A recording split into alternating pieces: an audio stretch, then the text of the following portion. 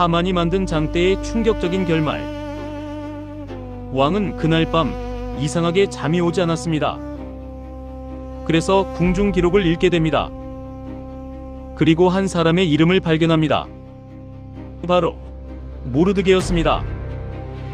왕은 놀랐습니다. 과거 자신을 암살 음모로부터 구했던 사람이 모르드게라는 사실을 이제야 알게 된 것입니다.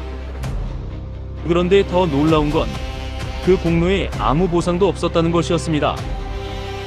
바로 그 순간 하만이 왕궁으로 들어옵니다.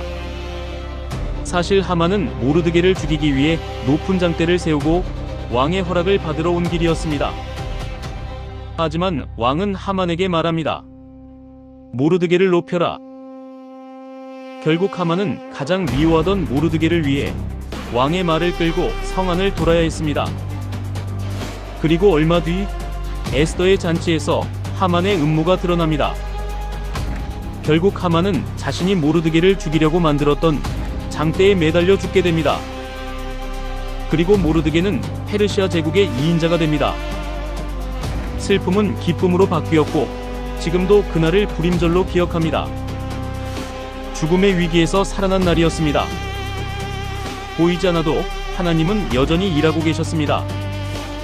하만은 모든 것을 계획했다고 생각했습니다. 하지만 결국 역사는 전혀 다른 방향으로 흘러갔습니다. 슬픔은 기쁨으로 바뀌었습니다.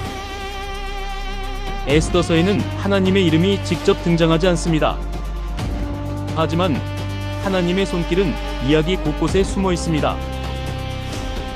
여러분은 어떤 순간에 하나님의 인도하심을 느끼셨나요?